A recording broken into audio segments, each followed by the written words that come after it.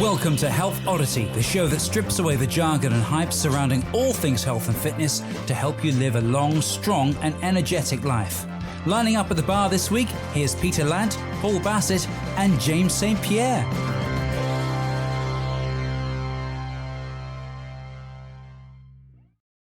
Hello and welcome to the Health Oddity podcast, episode 93. Now, today you have the, it's a pleasure, it's a dubious pleasure of having just myself and Pete with you today. But we've got some really interesting stuff that we're gonna talk about with you and for you. And hopefully you'll find it interesting. I'll kind of, after I've introduced Pete, I'll kind of tee up the episode and the kind of startings of the conversation. And we will go from there and we will riff and see where we go and where it takes us. Although we do have a kind of a framework and an idea of what we want to talk about. So Pete, how are you doing, mate? I'm doing outstandingly well, actually. I'm going away. I'm going away in a couple of days. I've got some family coming over, from Guernsey, so we're going out for dinner tomorrow night and stuff like that. So I've actually got a little bit of leisure time coming up, which is very nice because I'm a little bit more leisure time because you always have a lot of leisure time. It's never leisure time. It's interspersed with work. Don't worry, but this is actually time off, which is really nice for the. We're not going away for the Queen's Jubilee. But we're going away because that's on. So we've got time to do that. So yeah, I'm looking forward to that. Lovely. Great. No, that would be good. Yeah, because in England we've got like a 4-day bank holiday weekend coming up for the what is it? It's the Platinum Jubilee, isn't it? Platinum, 70 years, yeah. 70 years, yeah. So we've got the Thursday, Friday bank holiday, and then the Saturday and the Sunday. So yeah, there's lots going on and lots of like street parties and events and plates and mugs and all that sort of stuff. Yeah, tea towels, all that stuff. Yeah. Yeah. But there was that one, wasn't it? That was I think it was printed in China. They did there was 10,000 plates or something printed with the Queen's Jubilee. They'd spelled it wrong. Deary me. Well, what we're going to start to talk about today, guys, is something that it's actually just jumped into my head, something else as well, which kind of relates. But yesterday I did a personal training session with my mum, who's 71 years old. Now, I don't normally train my mum, as I think probably training your own mum and training your own spouse is probably a bad idea in general. So Nikki at Unique Results usually looks after training my mum, but she's off on annual leave this week. So I jumped in. I think it's the first or second time I've done a session with her. And we did a really lovely session for my mum in her 70s. And I've got now a growing number of my members who are turning over to sort of their 70s every year because we've been going at Unique Results for 15 years this year. And we've got quite a few members who've been members from the start. So when they joined us, they were kind of in their mid 50s, and I was in my late 20s, but we're all kind of obviously getting older together.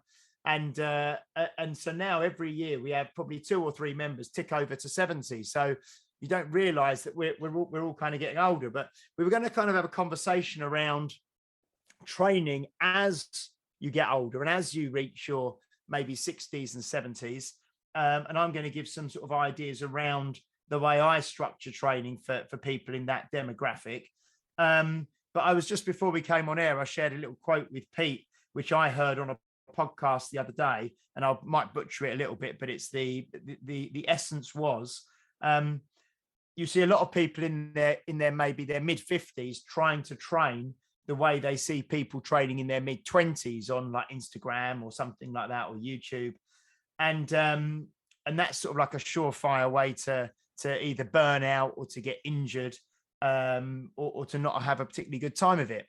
And the quote was, well, if you start training in your mid 20s and your mid 30s, as if you were in your mid 50s, which is some of the stuff we're going to talk about today, by the time you get to your mid 50s, you'll still feel like you're in your mid 20s because you're going to be training very, very sensibly.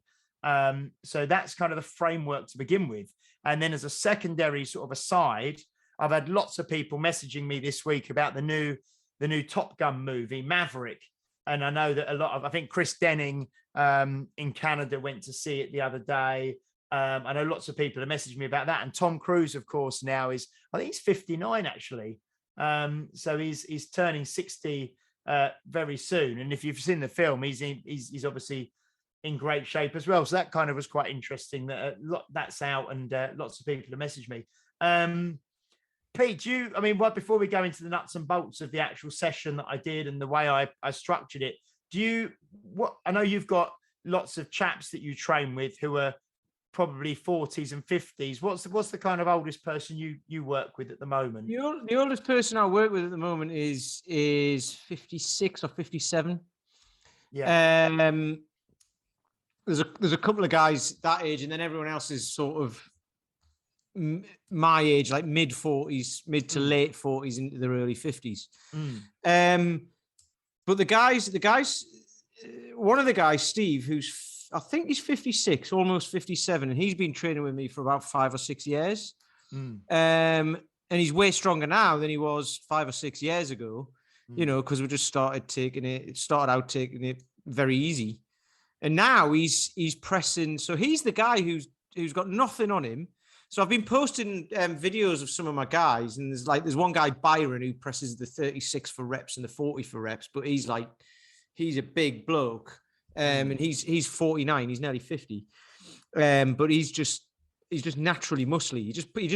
Honestly, he's got so wide just from hardly doing anything. He just goes boom, But this guy, Steve, there's nothing on him. And he's very wiry. He's not bulky at all or anything, like we were talking with Gemma last week about doing strength training doesn't necessarily make you bulky and all that. But he can press, I think he can press a 28 kilo bell for 10 reps. Like no problem. He's been doing sets of 10 with a 24, which, as we've seen at the SFG, you have to do 5 reps each side with a 24. And some trainers, young trainers, struggle with that to pass the SFG, don't they? And Steve could do 10 reps each side. He's done I think he's done up to about 6 or 7 sets of that as well. And he's 56. So to pass the level 1, he'd only have to press the 20 anyway for 5 reps. So, it's not necessarily all about the weight you can press and all that, but what I'm getting at here is the progression from when he first started. He didn't even know what a kettlebell was, and he wasn't necessarily very, very fit, or certainly not very strong, to now, 6 years later, being in I would say in the best shape of his life. Who's the guy getting towards his twilight years, you know what I mean? Who's the guy I saw you posted? I think it might have been today or yesterday. And I think he was doing sets of 7-7 with the 32. Yeah, that's Ben. Big bad, gentle Ben. So Ben's the same age as me. Yeah. He's like 2 weeks older than me or something. So he's 45. But he's also he's 6'7". He looked like a massive guy. Yeah. He's basically 2 of me. He weighs twice what I weigh. He's like 130 kilos or something. He's a big. He's because he's not like a 6'7" skinny bloke as well. He's set. Yeah. He's pressed the 40 for reps and stuff like that as well. And again, I mean, people might look at that and go, well, he's 6'7" and he's a big bloke. But when he first started, swinging a 20 kilo bell was hard for him. He would get out of breath. He was really tired. He was, he looked big and strong, and he probably was quite strong, but he wasn't as strong as he should be. So it's interesting because, looking at someone like me who's half his size, training him. It must just look weird. Like, what can you do? It's like, you're like this big and he's massive. Like, he must be able to do all this stuff that you can't. And I've had that before. I've had people walk past and go, is that the trainer? And like point me out. And I'm like, don't judge a book by its cover, mate. Yeah. Because what I was going to say, so in terms of training, so that's great that you've got guys, that kind of age. A lot of the people I train are female, so we've got a number of we've got loads of women in their 50s and their 60s and now in their 70s, and men in their 70s and things. And the structure of what I tend to use so first of all, I think if we separate that, obviously if people have specific sports or performance goals, then training might be a bit different. Or if they're training for something specific, like, you know, a kettlebell certification or a barbell certification or the tactical strength challenge or you know, triathlons, marathons, whatever, then obviously training is going to be different. But I think that for the majority of the population and the majority of people who train, certainly who are in their 50s, they're probably training to get, you know, to get stronger, to move well, maybe to lose a little bit of weight, to feel good, to kind of maybe not be in pain, not to be tight or in discomfort, and things like that. Just general kind of lifestyle improvements of lifestyle kind of goals through training. So what I tend to do with these guys is use the Dan John kind of formula, if you like, the fundamental human movements, and use you know, people who've listened to the podcast a lot will know, you know, to use a push, a pull, a hinge, a squat, and a loaded carry in the course of a session, which are all really sort of fundamental, foundational, functional movements. So my mum yesterday, we had her doing trap bar deadlifts, because that's much easier on the back and much easier on the technique than barbell deadlifts for people. If you don't want to really invest the time and the training involved in getting a really good technique on a barbell deadlift, the trap bar deadlift is far easier to pick up. Pardon the pun. It's far easier to pick up, and the handles are in a better position for you. So we did trap bar deadlifts. We did a flat bench press. We did farmers walks, holding 2 farmers walks handles. We did like a cable row. We tried a vertical pull, but she's got a little bit of a problem with her shoulder at the moment that she could feel when vertical pulling, but not when horizontal pulling. And we did a sort of a sit to stand movement, which is like a squat pattern. And then we just interspersed those. We ran that as a little circuit. And then in between, once you completed one round of all those, we just did 3 minutes of cardio, either on a Concept 2 ski erg, a bike erg, the rower, or like 3 minutes of kind of like a bit of a gradient uphill kind of walk. And that, for someone in their 70s, or anyone, well, I'll start by saying that for someone in their 70s is a great session, or someone in their 60s. I was going to say, that's for someone in their 40s, it'll be, you know, who was just starting out, haven't done anything for ages. That'll be tiring. And obviously you scale the weights you use, obviously, and maybe the reps you use for different things. But that's the way I was going to kind of go with it, is that really that for anyone, you know, you can scale, you can adjust the weights, you can adjust the reps, you can adjust the level of the intensity of the cardio. Is a really good framework for anyone to do. Oh, we also did a vertical push as well. We did a standing dumbbell press as well.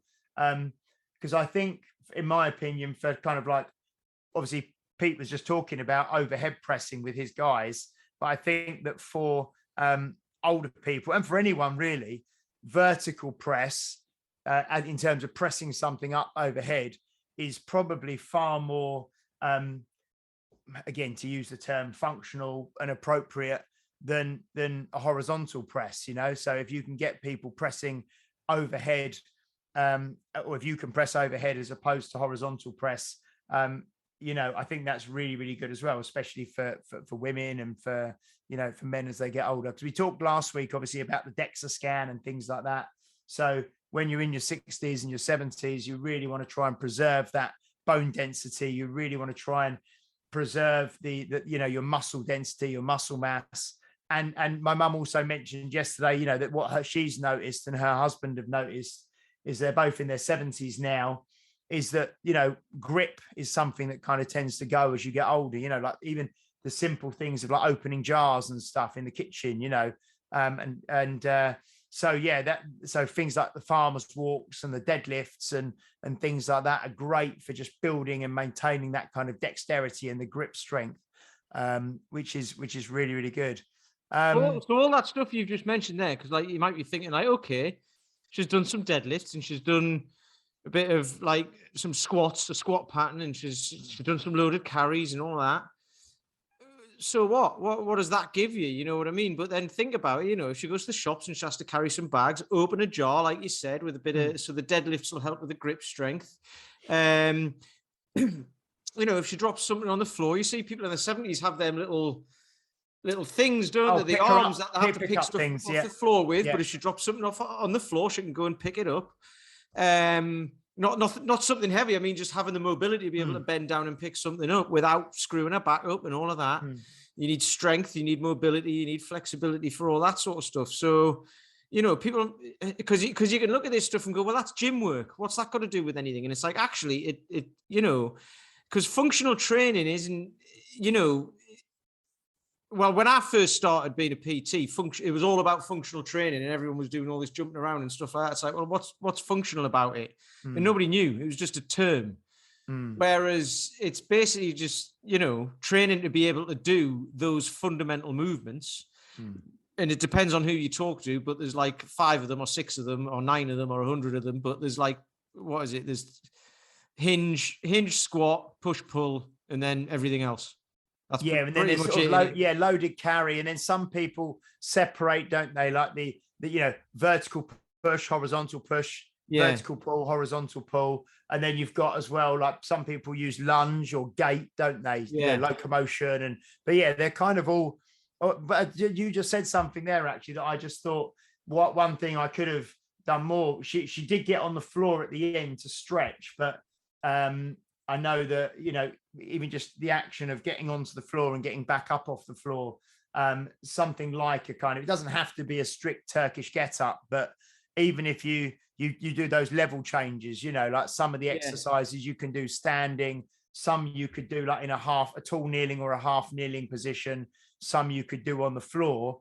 And then it's just getting you used to sort of shifting levels. And I think the main thing is that you're not just going into a gym and sitting for the whole workout, which is what most people, I don't know if they still do, because I don't really ever go in commercial gyms now, but you'd kind of go in. I've heard that they do. I've heard they do. Yeah. Who knows? So go and sit on like a chest press, and go and sit on a shoulder press, and go and sit on a bench to do something else. So I think, just getting up and using the body as much as possible out of the seating position, which most people spend the majority of their life in, don't they? Anyway, so we really want to try and get away from that. I mean, well, this is one of the things that comes out of that as well, because I mean, there's nothing wrong with all of that in certain circumstances and what have you. But then you'll get people who, like a lot of people, think they need to work their core, don't they? As Brett Jones says, the much ballyhooed core. Because what is your core? Your core is basically everything but your limbs, isn't it? In your head, it's everything. But people think of it as abs and stuff like that. But everything your mum's done then as well, sort of like trap bar deadlifts, loaded carries, squat pattern, that stuff will use your core. Because I get people do that. I want a stronger core, and I'm like, well, do what I'm telling you to do, and it will happen, because you need to use your core to be able to do that. Whereas when you're sitting down on machines, it takes away the necessity for that, because you can kind of push back against a chair or against the bench or whatever, can't you? There's no need to really sort of brace, is there? Exactly. Which is fine for safety on those things, but then if you can learn to brace, then it takes away the need for that anyway. So one thing I was doing as well with Les, who we spoke about on the show before, and Jana yesterday, Monday.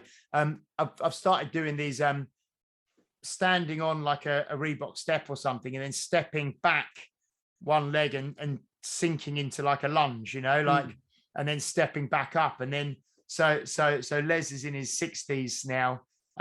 Jana's only 40, I think, but that, so he started just doing that with body weight. And again, that's kind of confidence in balance and stepping back and finding, a steady footing, and then descending into a lunge and coming back up. So first of all was body weight. Then we did some with you can obviously do it with weights by your side, like in a kind of dumbbells in a kind of farmer's walk position. And then we had a barbell, and then Yana yesterday, I got her doing with like a barbell, overhead, and then stepping back into a descending lunge and coming back up. And the reason I say that is because you mentioned core, trying to do stuff like that with lunging with weights overhead or something like that. The amount of everything has to tighten up, like you say, from the hand that's holding the implement overhead, right down the arm into the shoulder, right through your back, right through your middle, your hips, So, I mean, I haven't done a stomach crunch or a leg raise, and I mean, I know you do obviously your stuff on the bar, which is different sort of body weight stuff, but like these standard kind of stomach exercises that people kind of sometimes spend 10 to 15 minutes at the end of a workout doing. I don't think I've done a specific exercise like that for over a decade, I'd imagine. Well, if you think about loaded carries, if you stick something above your head with one arm and walk around with it, that is the furthest away from the ground. It's the furthest away you can get a weight from the ground above, like from your feet, from your base of support. Then that's the furthest away it can be. So everything's got to work.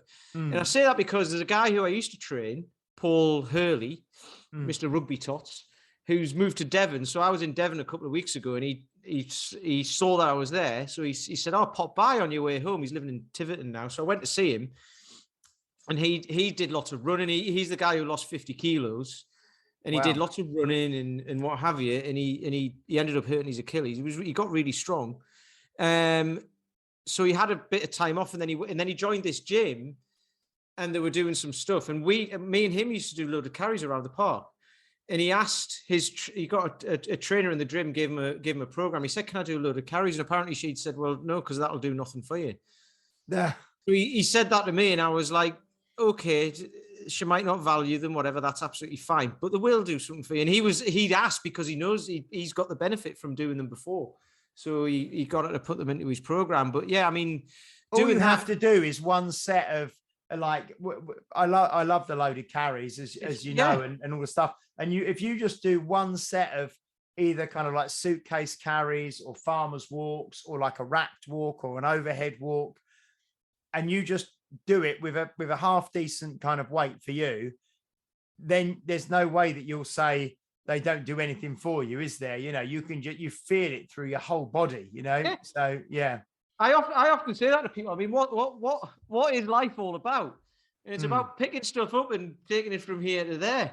Yeah, that's what we do all day long, isn't it? I mean, let's face it, it's true, isn't it? Yeah. You're gonna have to do that at some point throughout your entire life, most days. So you might as well get good at it. We were doing at the SFG2 the other weekend. They've got these. I don't remember. I don't think we did them when we did the SFG2. You can talk about the athletic drills. Yes. Yeah. We did them in 2017. So I did the SFG2 the first time at 2015 at your place. Yeah. Then I did it 2 years later, and they had them in then. Yeah. Because I was, and again, this is another thing. I was, aching after training is not necessarily a good thing. It doesn't necessarily mean you've done something incredibly brilliant. It's just a novel stimulus. You've done something you're not used to doing. And you if you do anything, if you went and played squash and you haven't played squash before, you'd be aching for about 3 days afterwards because of the movements you're not used to. When I was in my 20s, I used to work in an office, and I played badminton one Sunday. Me and my mates decided we were going to go and play badminton every Sunday at the leisure centre in Newcastle. Badminton, so holding a very, very, very light racket and whacking a very, very, very light dead budgie over a net. And I couldn't walk the next day. Honestly, it was ridiculous. I was aching everywhere because I was so out of shape. It was unbelievable. Yeah. I had no strength, nothing. I could move and I could whip I've got good hand-eye coordination, all that I always have had, so I could do all that. But the next day I couldn't walk. And I was like that for about 3 days. Yeah, it's all the reaching lunges, isn't it? And the one-legged stuff. And so what I was going to say was about I was just kind of prefacing the athletic drills that I thought it was really good. But I was going to say I was aching for like 3 days afterwards, which I don't. But the reason I say that is not to say it was fantastic because I was aching. It's just because it was something I wasn't used to doing. But that was great where you kind of went, into things like a dynamic sort of lunge whilst, with a snatch overhead, or a dynamic lunge with a clean. And yeah, I mean, we at Gemma's gym, who we had on last week, the unit up in Teesside, very, very long. It was sort of like a long, probably, like the length of maybe a badminton court, or maybe a bit longer, the area we had. And we were kind of doing them in lines, like, a snatch, and you were jumping forwards with them as well. And because it was so dynamic, God, my glutes and my hamstrings and my quads and basically my whole body was just sore till about the Wednesday the following week, which was really good. But again, it's a kind of a locomotive drill. So we were kind of moving, and we were having to really stabilize that weight overhead as it came overhead, which was really, really interesting, Well, that's the other thing. That's why I like loaded carries as well, and like the stuff you've been talking about, is because it's all right to move a weight from a standing position and move it from one place to another in a movement pattern. But then if you've got to do that while you're moving as well, or you've got to hold something in place while you're moving, it's then going to start swinging. So then you've got to counter that that movement of the weight with your body. And that's where lots of like injuries come from outside of the gym, don't they? Because you'll see people can lift heavy stuff in the gym because they do it with perfect form, and then they go to pick up a pen or something and they put themselves out because they don't think about it then. So yeah, that sort of stuff teaches you to brace and to be able to manage a weight, especially like a heavier weight as well while you're moving. So then everything else in everyday life becomes easier as well, I suppose, doesn't it? Yeah, because I mean, Fabio sort of said to us, I wasn't by this stage in the weekend, because we did this right at the end. It was kind of like the grad workout, I suppose, the athletic drills. We did it right at the very end. And by that stage of the weekend, I was already really tired. And I sort of thought, and we'd done all the level 1 testing, the snatch test, all the level 2 testing, everything. And then it was like, oh, and I knew I had about a 4 or 5 hour drive home that evening as well. And I was like, I'm really like, I really don't want to do like a tough session now. And Fabio sort of said, right, men, probably a 16, and women maybe a 12, something like that. And then you thought, okay, well, it's not going to be heavy. So but then we went into all the really dynamic stuff, and it went on, and he cranked the music up, and it was really, really good. A Man really of War, good. was it? Yeah, Man o' War. Yeah, which I've now. Mando War. Sorry, Mando War. No, it's Man of War. No, Mando War. Is that what they're called? Yeah, because what it is it's not. Anyway, for listeners, we're going off on a bit of a tangent here, but no, not Man o' War. So Mando War is it's for like mandolin. It's like a okay. It's like covers of like metal and rock kind of classics, but done in almost like a kind of a country cowboy sort of yeehaw style, and it's really, really good. And I've started playing it at the gym, and I did a spinning class the other day, and I put a couple of the tracks in, and I had my cowboy hat.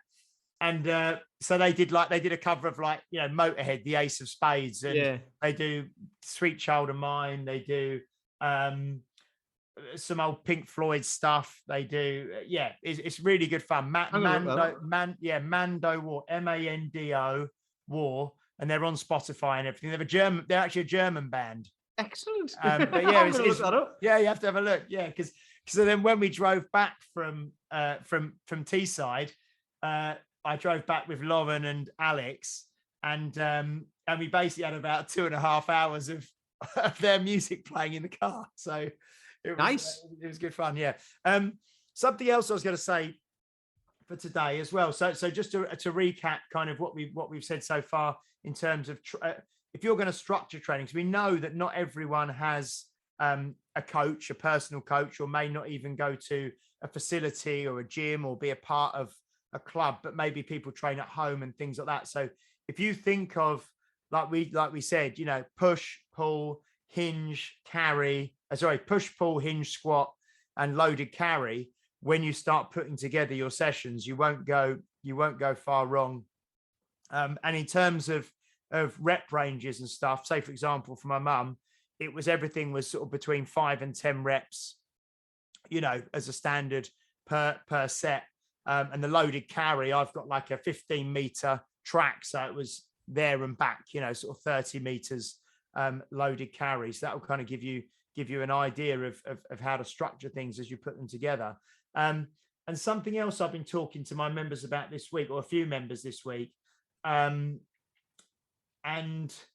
it's to do with something that probably lots of people who are listening have it. And I know that, you know, probably some of Pete's people and Paul, who's normally here, Paul's people, in terms of weight loss and fat loss. That, do you still get people talking to you about that, Pete, or your members? Or are they more? Not really, because most of them have been here a while. No,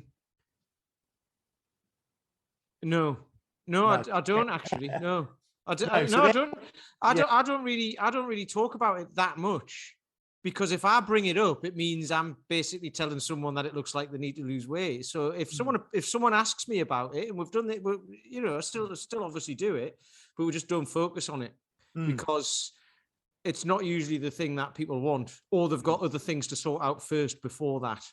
So I'd rather get someone strong. I can see that with your people, because I know you post a lot of your see that they're all getting strong. And then this kind of, we'll circle back to it in a minute, but with getting strong and focusing on strength, and even maybe focusing on, you know, eating for strength and training a bit more for performance, the kind of the body composition and the weight kind of starts to improve itself, doesn't it? Usually, you know, without focusing on it. But I was talking to another member of a number of people, because I deal with more women, I suppose. People do kind of ask more about it. And what I try and do, there was so I've come up with not come up with them, and it's what everyone knows, we've spoken about them before, I think, but 5 kind of main things to try and focus on. And we've spoke numerous times on the podcast about various ones, but I try and dissuade people from thinking about training as a means to lose weight. Do you know what I mean? So, you know, training as a means to burn calories and to lose weight, I think is something that the mainstream fitness industry and magazines and everything, and people who sell, you know, fat loss workouts, and this is the best exercise for fat loss, and this is the best, you know, program for fat loss, and this is the best protocol to use for training for fat loss, because essentially it's all a load of bollocks, really. You know, if people the way I always look at that is to just think about NEAT. So non-exercise activity thermogenesis, right? Which is basically everything you do movement-wise outside the gym, isn't it? So forget about the gym. The gym's like an hour of your day, 3 times a week, if you go a lot. Because for most people, it's not even that. Yeah. So if you look at someone who's lean and athletic and active, their gym time is going to be say 3 or 4 hours a week, and their NEAT time is going to be, I don't know, 20 hours a week more, like loads. So as a percentage of their NEAT, the gym is I mean, what will that be? It'd be like less than 20%. 7th, less than 20%. Whereas if you're saying, right, I'm going to burn calories going to the gym and then don't do anything else, that's going to be almost 100% of your NEAT. So it's instead of doing 3 hours a week, like an active person will be doing 25 hours a week. You know, I'll take the dog for a walk. I end up doing 60 miles a week. That's my NEAT. That's how I control my calorie expenditure, basically. You know, and I've actually had to eat more because of that. So that is a huge thing. So if you're using exercise to burn calories, it's I would say that's or using the gym to burn calories, that's a waste of gym time. And you can use that to get strong and move well, so therefore you can burn calories in everyday life because you can do more and you don't get as tired and all of that. Exactly, because we have this issue sometimes where people try and, it's a cliche, try and out exercise a bad diet or out train a bad diet, and they're doing 2 or 3 classes a day. And I know for myself that yesterday was a very, very rare day because Nikki's off on annual leave. So I did a spinning class yesterday morning at 6:45, a 45-minute spin class. And then I did my own training at around lunchtime. And then in the evening, I had to cover her spin class again. So then I did a second spin class in the evening. And I was just wiped out at the end of the day. I'm not surprised. Were you cheating on the knob turning? Were you going, turn it up full? And you were like, no, I wasn't. I really didn't feel like doing the second class that was at like, because it didn't start till 8:15 at night. So it was 8:15 till 9 p.m. So I had one right at the start of the day and then one right at the end of the day. And my training kind of slap bang in the middle of the day. But once I get on there, once you've got, I think there were 7 people doing it with me. And once you put the music up loud and you get started, you just kind of, you're doing it then, aren't you? It's like we always say about training, isn't it? That, I almost regularly, I try and talk myself out of training. But as soon as you've done the first 1 or 2 sets, you're kind of into it then, aren't you? And you just do it, and you kind of, you're rolling, It's funny actually, because you mentioned something just then about people who train 2 or 3 times a day because they just get obsessed with burning calories. Yeah. And I've had people like that because I train, not people who want to do that, but the guys who come to mind do like 3 sessions a week, pretty much. That's what they do. That's how it's kind of set up. And some of them will say, oh, well, I can't make a session on Thursday and then I'm off for the rest of the week. Shall I come twice on Tuesday? I'm like, why? Like, what are you going to get out of coming twice? Just come once and just you'll just miss a day this week. Yeah. It doesn't matter. Yeah. And they're all kind of okay with that now. Or they might just do something at home on a different day because they've got bells at home. But this reminded me of when we spoke to Maggie Elliott, who it is Maggie Elliott, isn't it? It is, yeah. It's Maggie. Yeah. I was like, hang on, have I got, like, for some reason I couldn't remember her second name, but I did. But she was saying she was on Weight Watchers, wasn't she? She was actually a rep for Weight Watchers years ago, and she's like gone totally the other way now, and she doesn't really. She talks about nutrition and stuff, but in a healthy way rather than a lose weight way. And she was saying she ended up. She was going to the gym for like 5 hours a day, wasn't she? She was a teacher, and she at half term she'd be in the gym 5 hours a day, 5 days a week. She was running like half marathons and marathons, and she was absolutely so it's a slippery slope, that one, because she became obsessed with burning calories and obsessed with her weight. So and was training really depleted, wasn't she? If I remember. Yeah. I mean, I'm not going to say it's a dangerous path, but you've got to be careful going down that path because you can start to think, it's like putting people on pills or whatever, and then you become dependent on them. You can start to think like, I need to go to the gym and burn calories, otherwise I'm going to get fat. Because I'm not even losing the weight I want to lose. So imagine if I stop now, I'm going to end up twice the size I was. You can end up in that sort of mindset, can't you? Yeah. So I mean, so that kind of notion of so people often come to me and they'll say, right, I want to lose weight, or I'm not losing weight quickly enough, or I'd like to lose, say, it could be half a stone or a stone or whatever. And the metric that they want to, we spoke about them before, I really liked actually going back to Gemma last week, the traffic light, the green, amber, red kind of traffic light. And we said dials before, and I've used the sort of lever analogy before, but the lever. And I've used the knicker elastic analogy. And well, no, that's the actual, the knicker elastic, tensile, whatever it is. I don't know, something to do with waistband. Some people would just say just get bigger knickers, but you know. But Bloopers, so to most speak. people come to me and they want to kind of talk about pulling the lever of exercise, you know, and doing more exercise to make this transition or make this change. So probably 3 times this week I've had the conversation around similar things that we've already mentioned. You know, you've mentioned today as well. You know, can you do more just walking, just day to day? You know, and building up to that. You know, there's this kind of mythical 10,000 steps thing, but can you walk more than you are now?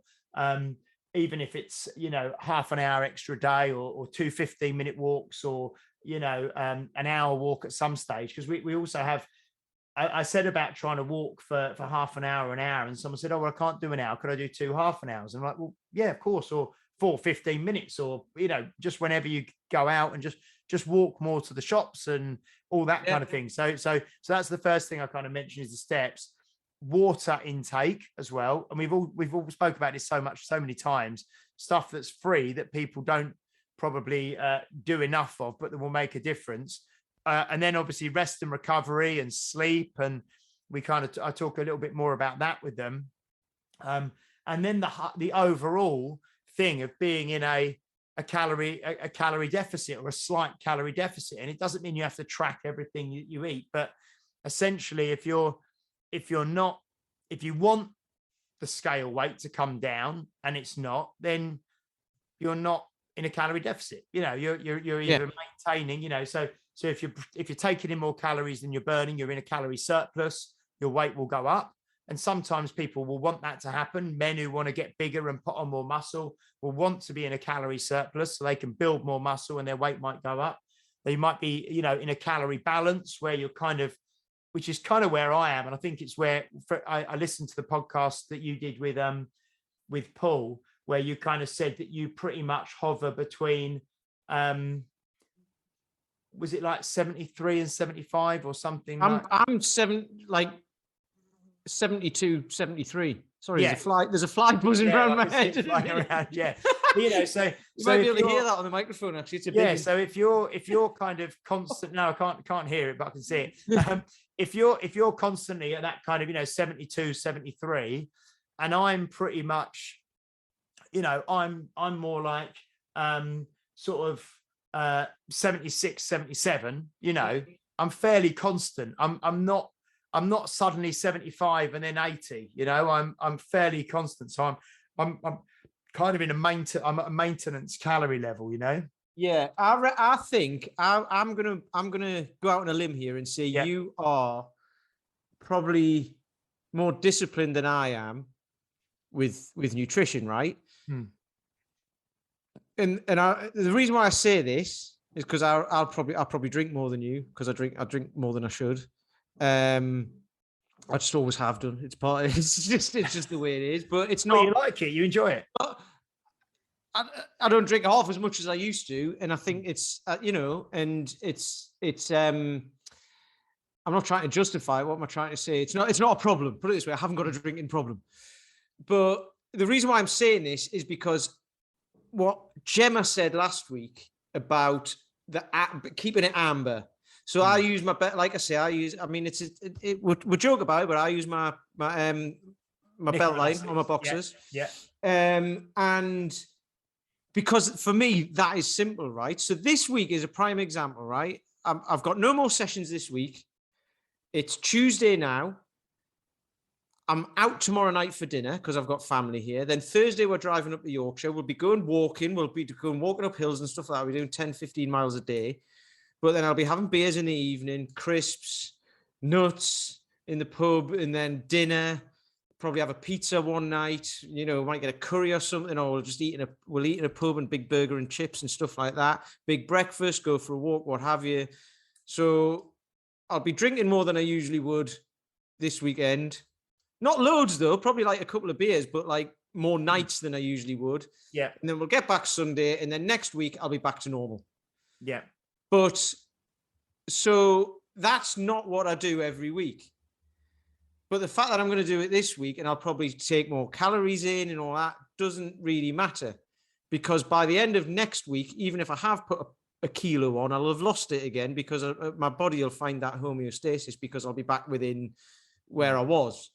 If I did that for 6 weeks in a row, it'd be totally different. And I probably wouldn't want to train and all that because I'm going to take a bell away with us and carry on my program that I'm doing with Paul and stuff like that. I've had to adjust that this week, but I've made allowances for it because it's not a surprise that I'm going away. I know what's happening. So I've done an extra session today. I'm doing a bit tomorrow. And then I've only got a very small amount to do while I'm away, which I'll be able to fit into the time. So while that isn't necessarily disciplined, I've actually allowed for it already. So I've built it into my schedule that I'm going to have a more decadent weekend, shall we say, this weekend with Sean and the dog. It's like I'm going to go away and have a decadent weekend with the dog and the missus, which isn't. It's not really. It's just we're just not going to really worry about stuff. And then I think I saw as well. Ben Morris is away at the moment, isn't he? Yeah. I think? And he's taken a bell with him and yay burpees, and he's doing his pressing and he was doing a long drive, I think, and he stopped somewhere mid-route or en route and did like some half snatches and things like that. So yeah, a kettlebell can just sit in the footwell of a car or the boot quite easily, can't it? So I'll tell you what I'm going to be doing. I'm going to be lifting stones, whatever stones I can find on the way as well. I'm going to be picking them up when we're walking around the hills and stuff for Yorkshire, So it's.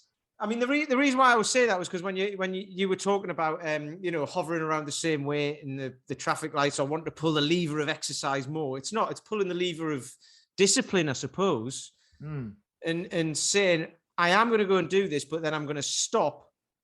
Sunday morning because we'll be getting up and driving home, and then that's it, done. And then by next week, it's all over. Yeah, I think actually what you've said there is interesting because like we said, the energy balance equation and the creating a caloric surplus, caloric balance, or caloric deficit to either increase weight, maintain weight, or lose weight is obviously a sort of a double-edged coin, a double-edged sword, or two sides of the same coin. Mixing my metaphors. But so you obviously have the calories in your inputs, what you're taking in, and your calories out, your outputs, the expenditure that you're doing. And whereas I kind of maintain where I'm at, probably through being a little bit stricter with my food, you maintain where you're at because at the other end of the scale, on the calorie expenditure, like you said, you're walking 60 miles a week, with the dog, which is you are far more that kind of neat activity, just that walking, just constantly throughout the week. You're doing that far more than me because I'm based in a gym, as it were. Yeah. So I'm walking around, but I'm walking, 10 meters from here to there and up one flight of stairs and here, whereas you're going out for a purposeful, hour, 2 hour, 3 hour walk, so, so that's where your balance comes from.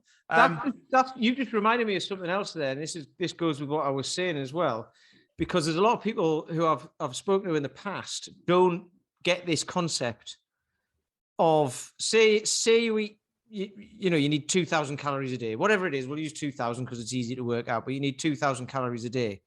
So people then think if they eat more than 2,000 calories in that day, I've gone over today, I'm done. So they have to start again tomorrow. Or if they don't eat enough, great, I'll lose more weight, right? And it's like, well, okay. But what I then try to explain to people is do it as a block of a week.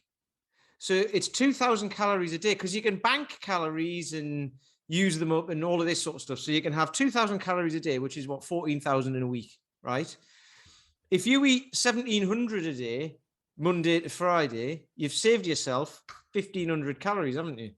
Yeah. So you can then have 2,750 or 3,000 on Saturday and 2,500 on Sunday, and then go back to 1,700 on Monday. So you can actually, as long as your energy balance averages out across the week, you can use that. And you can do it across 2 weeks if you're going on holiday and what have you. But as long as you do that, you can take from one and add to another, and then, and then add something there and take it away from over here, can't you? So that's because you can't really do that with everything. I was talking to somebody about sleep yesterday, and you can't bank sleep. You can't lose sleep for 3 days and then go and sleep for 3 times as long on 20 the hours, next yeah. day. It doesn't work like that. And he thought, he was explaining that it did, and I was like, it doesn't. Go and listen to Matthew Walker. But you can do that with calories, with energy balance. So for people who like, oh, but I love to splurge at the weekend, it's like, right, that's fine. Go ahead and do that. But be good during the week, you know. And there's lots of places where you look and say, don't do that, because that creates this hedonistic lifestyle, and you want to create a lifestyle of balance and all that, which is ultimately better. However, that's way down the road for some people, and they just need to be able to understand the fact. Yeah, you have to meet people where they're at, don't you? Exactly. And you have to know that life is, you know, some people are fine with saying, I don't drink alcohol ever. Some people are fine with saying, I never have a cake. I never, you know, have a takeaway or whatever. But for the majority of the population, that approach is so far removed from the life that they live, and the life they want to live. You know, that's just you know, it's not helpful to kind of to try and deal with those kind of levels of perfectionism. You know, that's why I think it's really important to understand that you can manage it.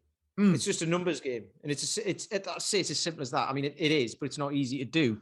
But if people don't understand that, then they just go, oh, well, it's all a waste of time anyway. But then if you can understand that, you actually, yeah, I can keep this under control somehow, you know, so yeah. And then the just to round off those, we'll kind of wrap up in a minute, to round off those kind of 5 things that I kind of asked people to we haven't really gone off on tangents. We've just gone into detail and discussed certain elements of the things we were talking about. But the 5 things that I kind of said to people was the, you know, for 10,000 steps a day or walking more, increasing your water intake, the rest and recovery. We just delved into sleep a little bit more there. You know, trying to aim for 7 hours sleep a night. The being in a general caloric deficit, even if it's only a slight deficit of a couple of hundred a day or something like that. And then the third thing being to actually train kind of strength training or whole body strength training 3 times a week, you know, and it could just be, you know, it doesn't have to be an hour, 90 minutes, 2 hours. It can be sort of a 30 to 45 minute session 3 times a week. But if you do all of the other things, and you're doing all of the other things, the weight will come down. You don't need to be doing these huge blocks of intentional cardio, you know, because someone else spoke to me the other day and they said, oh, how much cardio do you do? And I said, well, I do 2 spinning classes a week, one on a Monday morning and one on a Saturday. And then I just walk, you know, and that's it, you know. I like the Dan John thing on that. How much cardio do you do? It's like, I do it all day, every day. Yeah. I'm doing it right now. yeah. If you're alive, you're doing cardio, aren't you? Yeah, exactly. You know. Exactly. So just as a kind of a bit of a recap, guys, just for what we've talked about today, in terms of the training, so I think we've got basically 2 lists of 5 that we've kind of discussed. For training, we've got push, pull, hinge, squat, loaded carry.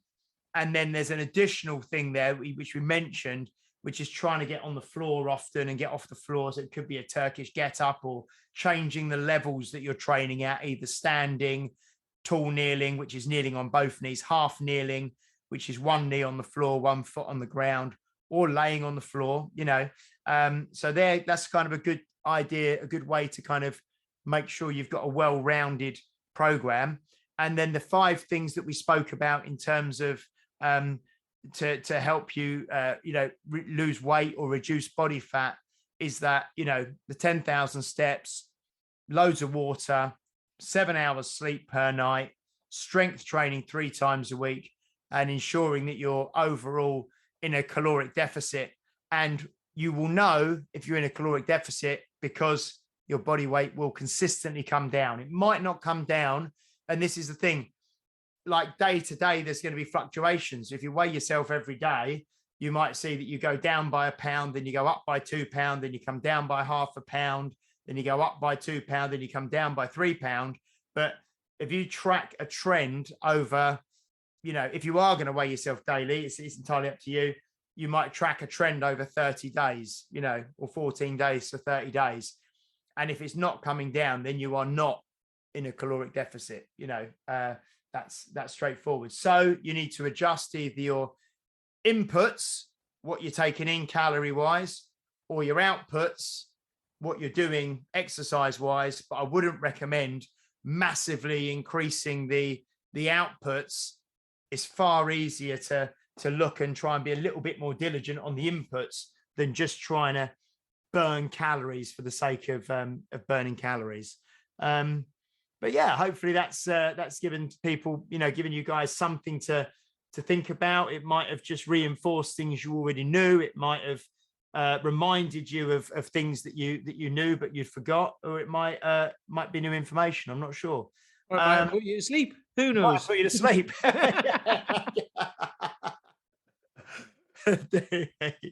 No, but that's nice. That was good. That was good. Good chatting, Pete. Is there anything you'd like to say before we kind of before we shut up shop for the week? Well, yeah, just quickly. The thing about strength training 3 times a week as well is people might not think like, oh, that doesn't sound very much, especially if it's only half an hour and stuff like that. But when we spoke to Jeff Sokol the other week, he basically said that that's what he's done on average 3 times a week for the last 15 years or whatever it is. Yeah. And you look at him and think like, oh, he always seems to be doing something. He seems to do way more than that. And you might and I spoke about this. I think I mentioned it not last week, the week before with Paul. And I said, at the minute I'm on 3 sessions a week. And he was like, is that all? Is that all you're doing? Because I was doing 6 a week, but now I'm only on 3 because everything's got a bit heavier. So as it's got heavier and I've got stronger, I need more recovery. So therefore I do Monday, Wednesday, Friday, and that's it. Everything else is walking, lifting a few stones here and there. So, and Gemma mentioned it last week. You do strength training. You don't necessarily gain more muscle, but you keep your lean muscle. You lose body fat. Muscle burns more than fat anyway, calories wise. You get better bone density, all of that sort of stuff. So, it's just generally good for you to make, and then it'll make all the other neat stuff, going walking and everything, easier anyway. So. Yeah, no, I think you're 100% right. And I think that's the thing, that people want to pull on that exercise lever, because actually doing exercise is, for most people, once you get into it, is the easy part, and actually having more self-control outside of the gym, and, making sure you get out of bed at a decent time and drinking more water and walking more, and maybe being a little bit more diligent with your food and stuff, or is harder for most people. That's where people find the challenge. So they just think, well, I'll just do more exercise and it will cancel out all the other stuff, and then the other stuff doesn't really matter. But I think that certainly as I get older, and as I talk to more people who are older, all the other stuff is much more important, and you can't just say, well, I'll do more exercise and it doesn't matter what I do with the rest of my life. You have to start taking a more holistic approach and taking everything a little bit more seriously, because you can get away with it when we won't go back to your quote from you can get away with it when you're young, the Rimmer quote, yeah. The Rimmer quote, yeah. You can get away with it when you're young, and when you get older, you really have to take the water seriously, the sleep seriously, the walking seriously, the mobility stuff that you do seriously, and eating, just kind of, I suppose, again, it's a big topic, but valuing your body and your health and your life, and splurging now and then and going away on holiday and having a few beers and stuff, but don't treat your body like a trash can that you can just I send around an email once a month, and so we're at the end of May now. It went out this morning actually, and I posted the end of the email. I didn't know where it was going to go, but the end of the email, basically my old man died when he was 65, and I always say, what does it look like in 20 years? He gave up smoking when he was like in his mid 40s.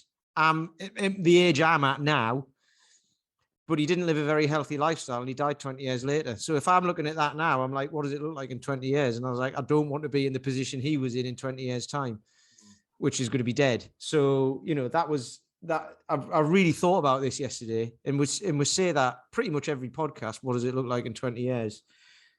But I only just realized kind of yesterday that he was only 20 years older than I am now. So that's really scary. Yeah. So No, it's like funny. Yeah, it's funny you say that. I was thinking the other day. I mean, my dad died a couple of years, I don't know, a year and a half back, and he was only 71. So how old would your dad have been? About 65? he was 65. Yeah. Yeah. So, but my dad did no exercise as an adult, after leaving school. I think he did zero, conscious exercise or activity or movement. And he smoked his whole life and he drank heavily his whole life. You know what I mean? And well, my thing was every Monday. Can you hear that, by the way? no, I can't. Good. Right. Every Monday he would start a diet. Say, right, I'm going to lose the weight, because he put the weight on after smoking, and he never lost it. He was like, I'm going to go on a diet this week, every Monday, and then by Monday afternoon he'd find something to piss him off. So he then go to the bar shop, which he called it. He'd get 4 cans of bitter, 4 cans of Stones bitter, 2 bottles of Newcastle Brown Ale, and he'd have those on a Monday night. And then he'd basically do that for the rest of the week and go, I'll start again next Monday. And he did that for 20 years. Basically write off the whole week, and start again next But he did that for 20 years. And it was like every week. And I watched it happen as well. And I was like, blimey, so I think about that all the time now. That's kind of my, it's, what does it look like in 20 years? That's what stops me doing anything. It's what stops me doing anything stupid for a prolonged period of time, basically. Doing something it doesn't stop me doing stupid things. That's the thing. Short amount of time is dearie me. Okay, now that's been really good. Really good chat there, Pete. That's fantastic. So we've got we'll be lining up guests obviously throughout June. I know that we've got Chris Zaremba coming on. I know we've got Owen from My Vital Metrics coming on. I know that we're going to have Brad Kearns on again. And Fabio and John Parker from the States, and Ainsley going to come on, the guy with type 2 diabetes who reversed his diabetes by losing 5 stone, which was a fantastic story. So yeah, try and get Tom Barber on as well from Eat Move Lift. I'm going to send him a message. Yeah, and we've got Tom Reber, I think, who's Jim Hatcher's been hooking me up with in the States. So yeah, loads going on as we close in on our 100th episode, and we will have released one of these every single week for 100 weeks, which is very good, because I listen to Dan's podcast, Dan John, and he always says, I think it was maybe Pat Flynn or someone told him that most podcasts make it to about episode 6 or 7, or the average podcast makes it to about episode 6 or episode 7, and then they give up. So no, it's been fantastic. So on that note, thank you so much, everybody, for listening. Thank you for listening. Thank you for your loyalty. I know lots of you listen week in, week out, and hear what we have to say and listen to the guests we have on. So thank you. Please do make sure you share, like, and subscribe. Follow us on social media, on Instagram, on Facebook as Health Oddity. And if you want to join the Facebook group, go onto Facebook groups and find Health Oddity, and we'll let you in there.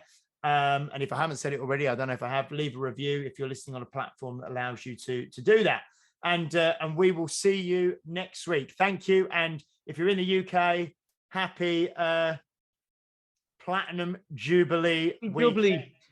It'll be last weekend, won't it now? It'll be gone by now, but yeah, this comes out. It'll all be over by now. We hope you had a lovely Platinum Jubilee last weekend.